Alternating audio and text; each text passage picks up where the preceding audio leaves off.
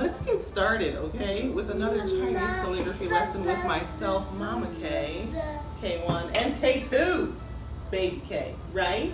Class is in session. And we have a bunch of writing tools behind us, which Baby K is playing with, but that's not the focus of these lessons. The focus of these lessons is Chinese calligraphy with a paintbrush, with ink that isn't ink, it's water. Why? Because we don't want to make a mess. Why? Because we have a baby in the house. And this baby is learning how to write, draw, and paint, and is making messes. So how do we eliminate all of that?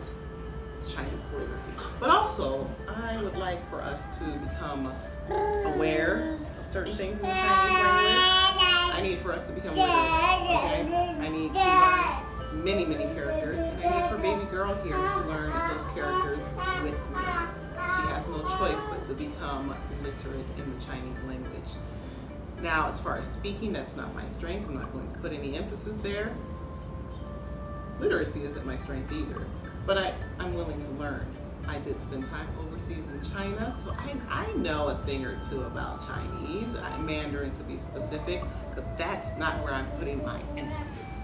So, with all of that being said, let's get started. And what do you think we are going to learn today? Which Chinese character, huh? School. We are going to learn the Chinese character for school and how to recognize that character and write that character. So let's get to it.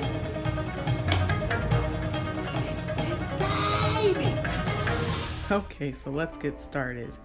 We are using this Chinese calligraphy paper, which has provided for us these squares and dotted lines for us to use in order to make sure that our characters are well drawn out and accurate. So make sure that you take advantage of those. Also keep in mind that there are stroke order rules, and I often break these rules because I'm learning. But practice makes perfect. So here we have the first character for identifying school. This character is really complicated for me, so I'm going to draw it again. And each stroke has a Chinese name.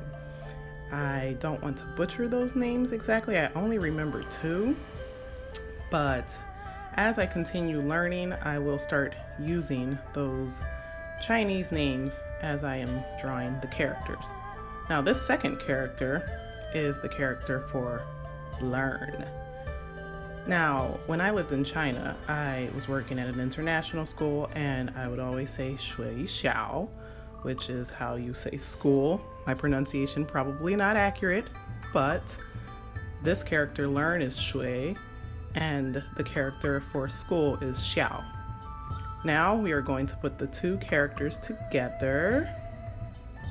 Now, learn comes first, and honestly, I think I drew it okay here, learn, school, but I'm going to draw it again because practice does make perfect.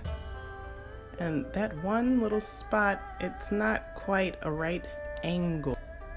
Like you see this one character component at the bottom that almost looks like a Z. It should look like an acute angle. I'll get there. So there's shui, and then we have the character for xiao, which is school, learn school.